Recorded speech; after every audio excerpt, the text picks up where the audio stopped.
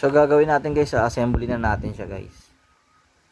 Kasi puro 3.28 naman yan. Kakadikit sila, so hindi ko na siya ibabalance. Diretso ko na siya. So bahala ka na guys kung paano mo ididikit. So ayan guys, ano na, mainit na. Rico, dikit na natin. Pang samantala. Okay na sa akin yan. Ano lang muna siya. Pang ano lang muna. Temporary. Pwede mo nang i-12 volts yan. Kapit guys, oh. So okay na muna yan. So okay na yan guys, no. So board naman, i-position na natin yung board. Okay na yan. So tara, lagyan natin ang glue gun. Ito yung kasama niya guys na output niya. Hindi ko alam kung gagamitin ko pa to o wag na. Pwede naman kasing ihinang eh, oh. Ihinang na lang natin para mas maganda yung ano niya, stability. Kasi pag ganito baka matanggal pa eh, tsaka magiging bulky. Tinggaan muna natin guys yung board para maganda ang kapit. Ito yung grounding niya.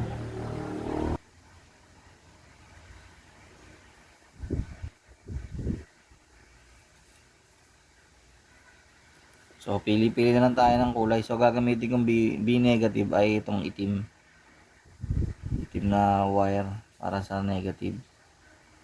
Mapupunta yan. So gawin na lang natin to dito. B+. Ito yung B+ guys, pula. Battery plus. Gagawin kong B2 ay puti. B2 ay puti. Ang B1 ay orange. At ang B3 ay dilaw.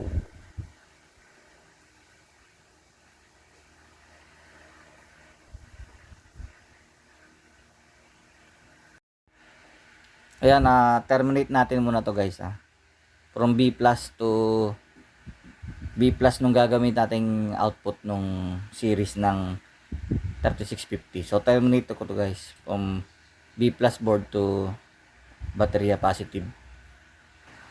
So yan guys, maggawa muna tayo guys ng series na 12 volts. So gawa muna kayo ng series Anything na komportable kayo, basta i-tap nyo siya sa series muna. So ito punta dito, labas dito, labas dito, labas dito, ito. So gagawa muna ako guys ng series guys So i-terminate ko muna yung series. Yan guys, so naggano tayo guys nag-terminate muna tayo ng 12 volts. So ito yung B+. B+ yan. B+ yan 3.2. So, pumunta dito. Ito yung negative, positive, negative. 6.56. Tapos ito yung karuktong niya. Pumunta dito. 9.85. Tapos ito yung karuktong niya. So, 13.13. So, 12 volts yan guys, no? So, malinaw na yung series natin. Ngayon, tong charging supply naman. So, ayan na guys, na-terminate na natin lahat. So, testerin natin. Tingnan natin voltahe.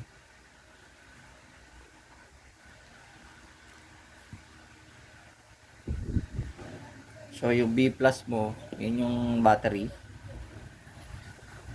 B negative ay dapat yan 12 volts. So, ayan, okay siya.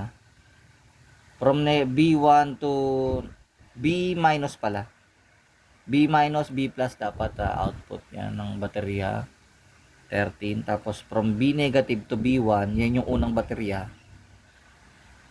3.2. Tapos yung B- to B2, yun yung pangalawang baterya. 6.55. B- to B3, yung pangatlo. 9.84. Tapos B minus to B plus, yun yung pang-apat na baterya. So, yun yung output ng baterya. Tapos ito yung pinaka-output mo guys, yung P1, P2. Output na rin yan, tsaka charging line. So, okay tayo guys, buo. So, ang naintindihan ko guys ay sa B minus ka pala magsimula guys.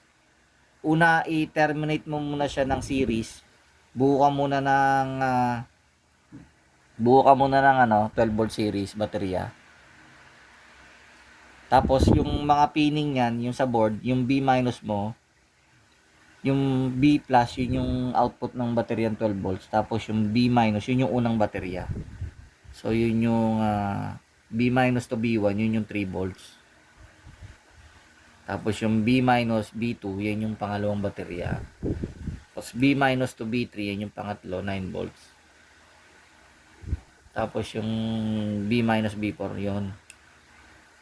So mas madali siyang intindihin guys pag bumuo ka ng series, tapos ang reference mo ay sa negative. Sa negative ka mag-reference. So ano ko na lang to guys, pagandahin ko na lang at lagyan ko na lang ng ayusin ko lang to guys, lagyan ko ng mga glue gun para hindi sabog-sabog. So yun guys, madali lang pala siyang intindihin. Nakakalito lang talaga. Basta ang reference mo yung negative sa board. Tapos yung unang baterya, yun yung B1, pangalawang baterya B2, pangatlong baterya B3, pang-apat na baterya B4. So series siya guys, okay. Gets ko na. So, practice lang guys at intindihin natin yung project natin. So, first build ko to guys ng 4 series na LiPo 4 32650, 3250, parang ganun, nalimutan ko guys. So, yun siya guys, okay. Ngayon, gagawan ko na lang to ng charging. Pwede ko to nilagay ito guys doon sa ginagawa nating power bank. So, ayusin ko lang to guys. Alright.